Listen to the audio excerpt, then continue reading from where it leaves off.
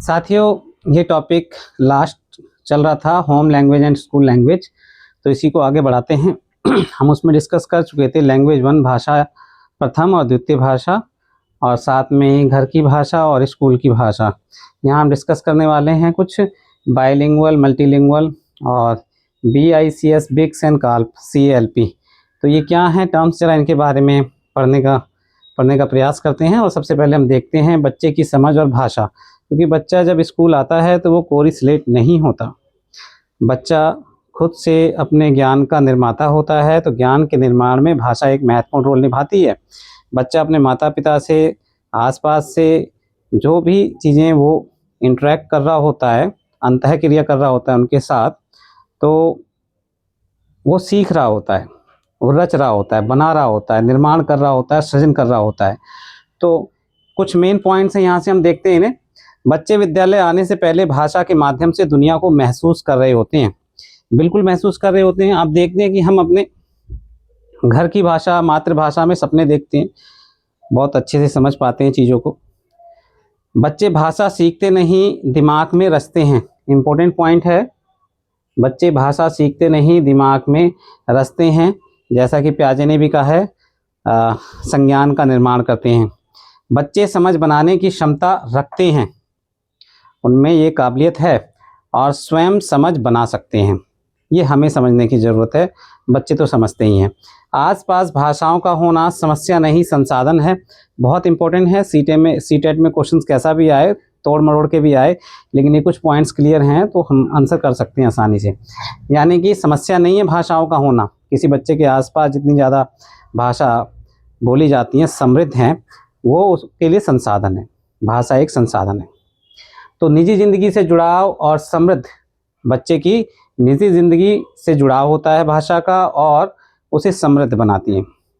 साथ में 6 वर्ष की आयु तक बच्चा जो होता है, बहुत जटिल भाषा उसकी बहुत जटिल हो सकती है, और बच्चे के पास अपनी भाषाई संरचना और व्याकरण है। ये हमें समझने की ज़रूरत है।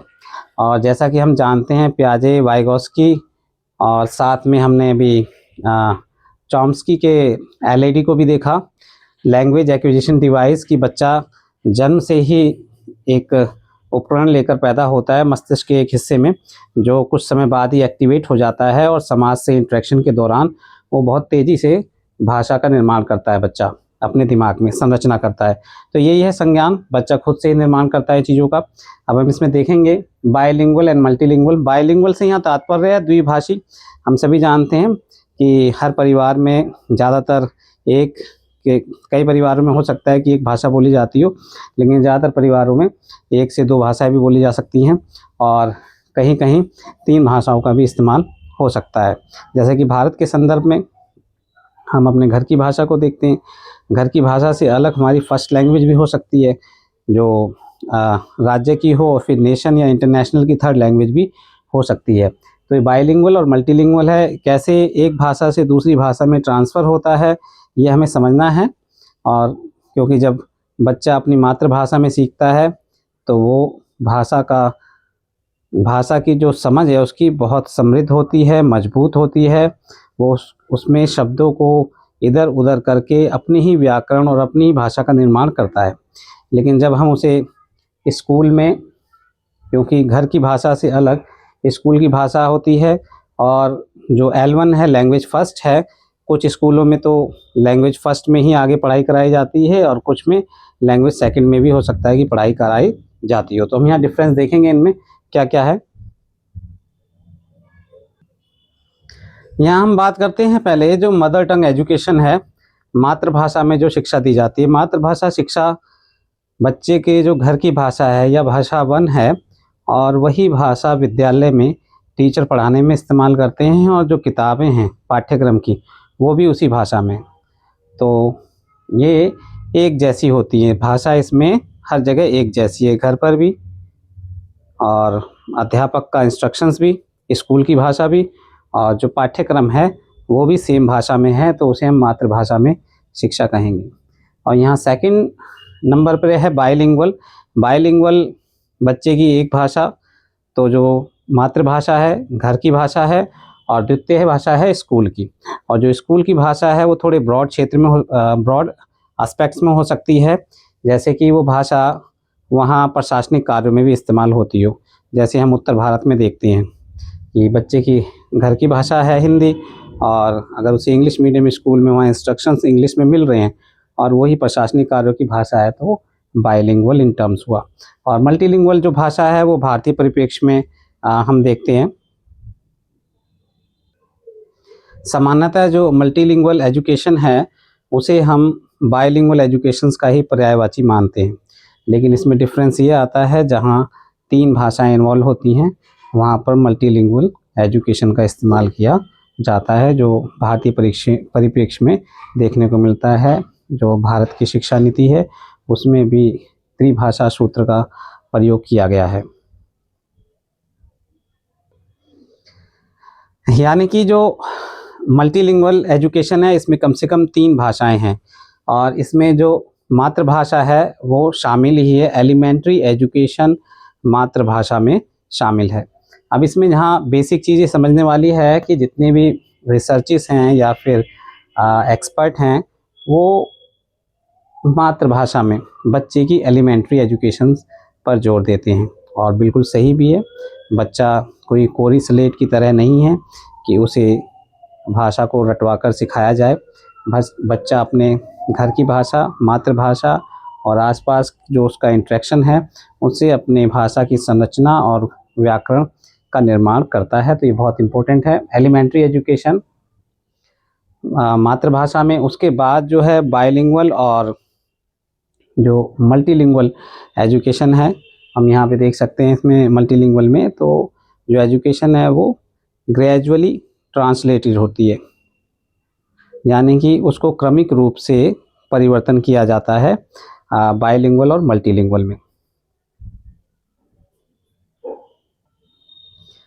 मल्टीलिंगुअल एजुकेशन को ट्रांजिशन प्रोग्राम के तहत आगे बढ़ाया जाता है, यानी कि पहले मातृभाषा में बच्चों को एलिमेंट्री शिक्षा दी जाती है, फिर ओरली दूसरी लैंग्वेज प्रारंभ की जाती है, और फिर उसके बाद रीडिंग एंड राइटिंग उसमें समाहित की जाती है।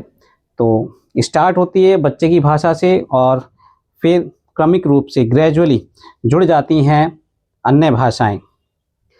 मातृभाषा आधारित होती है ये, और फर्स्ट लैंग्वेज फर्स्ट संदर्भित होती है, यानी कि पहली लैंग्वेज बच्चा जानता है और वहीं से उसकी पढ़ाई शुरू होगी एलिमेंट्री एजुकेशन, और धीरे धीरे दूसरी भाषाओं को बच्चे के सम्मुख प्रस्तुत किया जाएगा, इंस्ट्रक्शंस दी जाएंगी। बच्चा उसमें पहले ओरली सुनना प्रारंभ करेगा, धीरे धीरे उसके साथ फेमिलियर होगा, यानी कि उससे जुड़ेगा, और फिर लिखने में यानी कि स्कूल की लैंग्वेज में, करिकुलम की लैंग्वेज में जो बच्चा करना चाहता है मजबूती से फिर कर पाएगा। तो यहाँ सबसे इम्पोर्टेंट बात यही है, चाहे वो मातृभाषा है, बाइलिंगुअल है, द्विभाषी है या बहुभाषा है, तो सब में मातृभाषा इम्पोर्टेंट है। हमारी एजुकेशन पॉलिसी भी इसी बात को बढ़ावा देती है, और अधिकतर रिसर्चेस भी इसी बात पर जोर देते हैं कि बच्चे की शिक्षा मातृभाषा से ही शुरू होनी चाहिए, और हमें बच्चे को ऐसा एटमॉस्फेयर देना है जिसमें बच्चा अपने आसपास के वातावरण से जुड़ सके अपनी भाषा के माध्यम से, जो बच्चा भाषा घर से सीख कर आ रहा है। अब यहाँ ध्यान देंगे कि सीटेट के एग्ज़ाम में ये 2 शब्दों का इस्तेमाल होता है या 2 टर्म्स आती हैं हिंदी, इंग्लिश या संस्कृत में। एक है BICS बिक्स, या फिर CALP कैल्प या काल्प कह लीजिए। तो यहाँ मैं आपको साधारण शब्दों में समझाने का प्रयास कर रहा हूँ कि आपके सामने ये 2 शब्द आएँ तो पहली छवि आपके दिमाग में क्या बननी चाहिए। इनके इंग्लिश के नाम आप पढ़ सकते हैं, हिंदी में भी पढ़ सकते हैं, याद रहें तो बेहतर है, और याद भी ईजी हैं, कोई ऐसे कठिन है नहीं कि याद नहीं रहेंगे। लेकिन यहाँ आपको बेसिक चीज़ समझनी है। BICS में I इंटरपर्सनल, और CALP में A यानी कि एकेडमिक। एकेडमिक से यहाँ तात्पर्य हमारे स्कूल या वहाँ करिकुलम पाठ्यक्रम की भाषा जो हम सीखते और लिखते हैं, और यहाँ I जो इंटरपर्सनल है वो हमारी रोज़मर्रा के जीवन की भाषा है। अपने माता पिता से बात कर रहे हैं, भाई बहनों से बात कर रहे हैं, हम खुद से बात कर रहे हैं, या मातृभाषा है या घर की भाषा है। तो ये बहुत इंपॉर्टेंट है। यहाँ BICS में आई पर आपको ध्यान देना है और CALP में यहाँ ए पर ध्यान देना है। एक को घर की भाषा से जोड़ें और एक को यहाँ विद्यालय की भाषा से जोड़ें। अब ये टर्म्स आई क्यों हैं? ये टर्म्स इस बात पर ध्यान देती हैं, एक प्रश्न का उत्तर ढूंढने का प्रयास करती हैं कि जो बच्चे वर्नाकुलर देसी भाषा में मजबूत होते हैं और जब वो इंग्लिश प्रोफिशिएंसी में यानी इंग्लिश में इंस्ट्रक्शंस उन्हें दिए जाते हैं तो उसमें एकेडमिकली वो मजबूत होते हैं।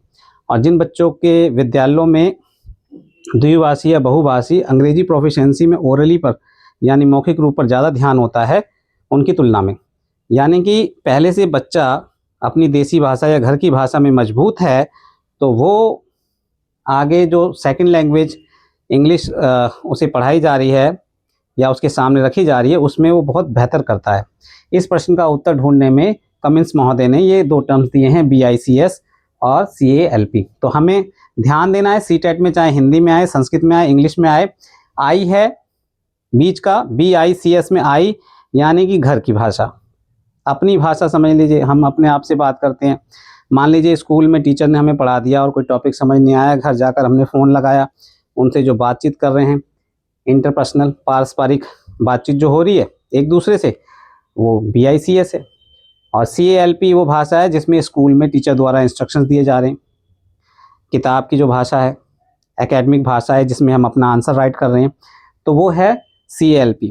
तो इस पे ध्यान देंगे, इसको इजीली समझ लें। मैं CTET के एग्ज़ाम के पॉइंट ऑफ व्यू बता रहा हूँ, तो आपको इन चीज़ पर ध्यान देना है। इस टॉपिक को आगे बढ़ाते हुए हम बात करते हैं BICS और CALP कैल्प में भी क्या चीज़ें हैं।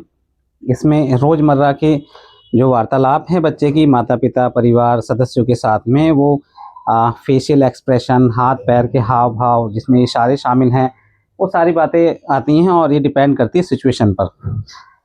और जब इस BICS के साथ बच्चा स्कूल में प्रवेश करता है तो ये जो परिस्थितियां हैं, परिस्थितियों पर निर्भरता कम हो जाती है, यानी कि इसमें परिस्थितियों पर निर्भरता कम है और इसमें ज़्यादा है। इसमें परिस्थितियों पर निर्भरता ज़्यादा है और ये धीरे धीरे जो शब्द हैं, शब्द से वाक्यों की रचना होती है, ग्रामेटिकल नियम हैं, उन पर ज़्यादा ध्यान फिर इसका केंद्रित हो जाता है। और ये एक तरह से जो अपर प्राइमरी है उसमें जाकर ये अवस्था प्राप्त हो जाती है। तो ये BICS और CALP ध्यान रखेंगे, आई को और ए को। अगर आप बार बार इंग्लिश में याद करना भूल जा रहे हैं या हिंदी में इसे भूल जा रहे हैं, अगर ये शब्द आपको ऐसे दे रखा है ब्रैकेट में, तो आप समझ जाइए आई से इंटरपर्सनल यानी कि एक तरह से पारस्परिक बातचीत वार्तालाप शामिल है इसमें एक दूसरे से, और यहाँ ए से एकेडमिक यानी कि स्कूल में पढ़ाई जाने वाली भाषा है, जो आप इस पे ध्यान देंगे। तो सिस्टमेटिकली आपको बस वहाँ आइडिया आना चाहिए, मीनिंग पता होना चाहिए, क्वेश्चंस कैसा भी आए आप सॉल्व कर लेंगे।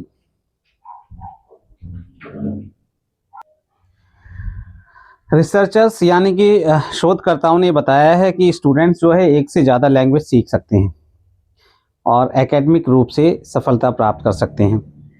तो जब एकेडमिक रूप से वो सफलता प्राप्त कर सकते हैं तो अब प्रश्न ये है कि यहाँ स्कूल में जो लैंग्वेज सिखाने के सेवरल्स यानी कि कुछ मॉडल्स हैं, तो इनमें से यहाँ दो मॉडल हैं जो हैं transitional bilingual and multilingual education and bilingual immersion.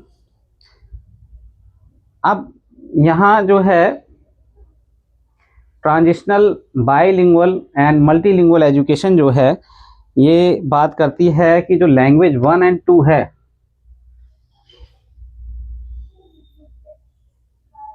प्रथम भाषा और द्वितीय भाषा,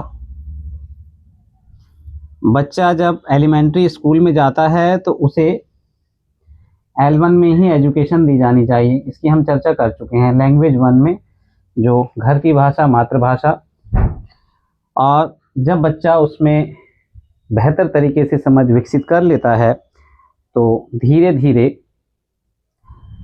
ट्रांजिशनल धीरे धीरे ग्रेजुअली उसको L2 में शिक्षा देना प्रारंभ करना चाहिए एलिमेंट्री के बाद। तो ये एक तरीका है जिसकी मैंने अभी चर्चा की है। यहाँ दो तरीके की बात की गई है, दो मॉडल हैं कि हमें CALP जो एकेडमिक लैंग्वेज प्रोफिशिएंसी है यानी कि भाषा कुशलता है उसमें उसको अगर बढ़ाना है, बच्चा एक से अधिक भाषा सीखने में सक्षम है। हम जानते हैं रिसर्चर्स ने ऐसा बताया भी है, रिसर्च शोध कार्यों से ऐसे पता भी चला है। तो उसमें L1 जो प्रथम भाषा है उसमें एलिमेंट्री एजुकेशन, और जब एलिमेंट्री एजुकेशन में बच्चे की समझ अच्छी विकसित होती है, बेहतर होती है, तो फिर L2 को धीरे धीरे बच्चे के सामने प्रस्तुत किया जाता है और धीरे धीरे बच्चा उसमें भी कुशलता ग्रहण कर लेता है। ये है transitional bilingual and multilingual education. यहाँ जो हम बाइलिंगुअल इमर्शन की बात कर रहे हैं तो इसमें दो विशेषताएं शामिल हैं। इमर्शन से यहाँ से मतलब है गहन अध्ययन। तो यहाँ द्विभाषी या बहुभाषी को साथ में, यानी कि इसमें दोनों चीज़ें इन्वॉल्व होती हैं, बाइलिंगुअल और इमर्शन प्रोग्राम। इसकी विशेषता ये है, इसमें क्या किया जाता है कि L1 को मेंटेन रखा जाता है, जिसमें बच्चा बेहतर कॉन्सेप्ट का निर्माण करता है। साथ में ही जो सेकंड लैंग्वेज है उसमें तेज़ी लाई जाती है, उसे एक्सेलरेट किया जाता है, जिससे बच्चे में सेकंड लैंग्वेज को समझने में और आगे आने वाले एकेडमिक परिवेश में उसका प्रयोग करने में आसानी होती है। उसका स्किल डेवलपमेंट होता है, उसकी प्रोफिशिएंसी जो है, कुशलता, भाषा कुशलता में वृद्धि होती है। तो यहाँ हमने बात करी, इसमें L1 में बच्चे को इंस्ट्रक्शन दिए जाते हैं और बच्चा इसमें मजबूत होता है। धीरे धीरे, जो ये वर्ड है ट्रांजिशनल, क्रमिक रूप से धीरे धीरे बच्चे के सामने सेकंड लैंग्वेज को लेकर आया जाता है और बच्चा धीरे धीरे उसमें मजबूती ग्रहण करता है, यानी कि कुशलता ग्रहण करता है। और जो बाइलिंगुअल इमर्शन है, इसमें L1 को मेंटेन रखा जाता है, साथ में सेकंड लैंग्वेज जो है उसमें तेज़ी लाई जाती है, यानी कि बच्चे के जो इंस्ट्रक्शंस होता है और उसकी जो वार्तालाप होती हैं कक्षा क्लास में पीयर्स के साथ, टीचर्स के साथ, उसमें ज़्यादा से ज़्यादा सेकंड लैंग्वेज का प्रयोग किया जाता है, जिससे बच्चा लैंग्वेज प्रोफिशिएंसी यानी कि भाषा कुशलता तेज़ी से सीखता है। तो ये दो टेक्निक हैं, या कह लीजिए दो मॉडल हैं, बिक्स और कैल्प के। यहाँ बिक्स से आपका मतलब घर की भाषा, बच्चा जो सहज रूप से सीखता है, और ये कैल्प CALP जो एकेडमिक भाषा है, जो बच्चे में स्किल डेवलपमेंट के लिए ज़रूरी होती है। यहाँ विशेषज्ञों का मानना भी ये है कि जो इंग्लिश है, अगर उसे हम अर्ली एजुकेशन में इंट्रोड्यूस करते हैं बच्चे को, तो बच्चा एकेडमिकली जो है, एकेडमिक रूप से बहुत तेज़ी से इंग्लिश यानी कि भाषा कुशलता को ग्रहण करता है।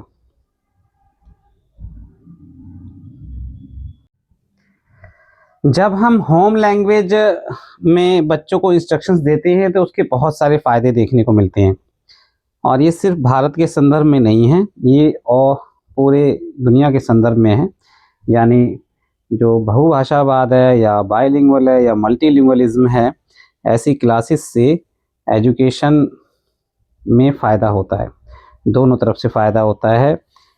यहाँ इंस्टीट्यूशंस को भी फ़ायदा होता है, दूसरी तरफ बच्चों को भी फ़ायदा होता है, समाज को भी फ़ायदा होता है। बच्चे जो है बेहतर तरीके से जुड़ पाते हैं और उनमें एक आत्मसम्मान, सेल्फ कॉन्फिडेंस बढ़ता है, और उसके साथ फिर वो समाज में जाते हैं। समाज में जाने पर जब वो अपने देश में या दूसरे देश में काम करते हैं और वो ऐसे माहौल से आए हैं जहाँ बहुभाषा का इस्तेमाल होता है, उसे बढ़ावा दिया जाता है, तो वो इसे समझते हैं और समाज में जो है एक बेहतर माहौल बनता है। तो एक बच्चे की शुरुआती शिक्षा से लेकर और जब बच्चा समाज में वापस जाता है काम करने, तो एक एटमॉस्फेयर तैयार होता है, वातावरण तैयार होता है। तो यहाँ होम लैंग्वेज के फ़ायदे हैं बहुत सारे, यहाँ कुछ लिखे हैं मैंने, कुछ आप अपने आप भी समझ सकते हैं। बहुभाषात्मक कक्षा जो है वो समृद्ध होती है, एक तरह से वो संसाधन है। भाषा क्या है? संसाधन है। जब टीचर इंस्ट्रक्शंस बच्चों की मातृभाषा या घर की भाषा में देते हैं तो बच्चे उससे सीधे कनेक्ट हो जाते हैं। मैंने खुद इस चीज़ को क्लासरूम में अनुभव किया है, और आज ही मैंने देखा जब बच्चों से कहा कि आप अपने यात्रा के अनुभव यहाँ शेयर करें, या आप कितने बच्चे गांव गए हैं। तो बहुत सारे बच्चों ने हैंड रेस किया। फिर मैंने उनसे कहा कि आप अपने वहाँ की अनुभवों को यहाँ बताइए। तो वो क्लासरूम ऐसी है, बहुत सारे बच्चे उत्तर प्रदेश, बिहार, मध्य प्रदेश और दिल्ली से ही बिलोंग करते हैं। तो बहुत सारे बच्चों ने हाथ तो रेज़ किया, लेकिन आगे आकर अपने एक्सपीरियंस अनुभव करने से हिचकिचा रहे थे। लेकिन जब मैंने शुरुआत की, पहले खुद ही अपना अनुभव बताया बचपन का, तो फिर धीरे धीरे हाथ खड़े होने लगे। और उसमें से एक दो बच्चों को मैंने जब बुलाया तो काफ़ी बच्चे आने के लिए तैयार हुए। और एक दो बच्चों ने जो वहाँ पर प्रेजेंटेशन दी अपने एक्सपीरियंस के बारे में, जैसा कि यहाँ लिखा है कि भाई बच्चों में आत्मसम्मान और स्वाभिमान या गौरव, इसमें वृद्धि होती है, बढ़ोतरी होती है दोनों रूपों से। एक शिक्षक छात्र के बारे में बेहतर तरीके से जान सकते हैं, उसकी इमीडिएट और क्योंकि इमीडिएट तुरंत और व्यापक फीडबैक मिलता है शिक्षक को कि बच्चे की नॉलेज कितनी है और वो किस स्तर पर है, उसको हमें किस तरह से इंस्ट्रक्शन देनी है। छात्र अपने अनुभव ज्ञान को फुल रेंज में अपनी भाषा में एक्सप्रेस कर सकता है। तो ऐसा हुआ भी कि बच्चा वहाँ पर लगातार 10 मिनट तक बोलता रहा, नॉन स्टॉप। और जब एक बार अपना अनुभव शेयर करके गया तो बस 2-3 मिनट बाद उसने फिर कहा कि सर मैं एक और अनुभव शेयर करना चाहूँगा। और उसको भी बहुत अच्छे से, बेहतर तरीके से उसने शेयर किया और मुझे भी अच्छा लगा, पूरी क्लास को भी अच्छा लगा। इसी तरीके से और बच्चे भी इनकरेज होकर आगे आए। अब इससे वहाँ की जो माइनॉरिटी लैंग्वेज और फोक ट्रेडिशंस हैं उनको एक तरीके से बढ़ावा मिलता है और एक तरीके से समाज में वो अपने वैल्यूज़ को बनाए रखते हैं, रीति रिवाजों को, कल्चर को, इनको बनाए रखते हैं। इससे बच्चों का एक्टिव पार्टिसिपेशन बढ़ता है। जैसा कि मैंने अभी आपको अपना अनुभव बताया कि इसमें बच्चे एक्टिवली पार्टिसिपेट करते हैं, क्योंकि वो उनके अंदर जो भय होता है, वो डर होता है, वो ख़त्म हो जाता है और फिर वो जो टीचिंग लर्निंग प्रोसेस है उसमें एक्टिवली पार्टिसिपेशन लेना शुरू कर देते हैं। धन्यवाद।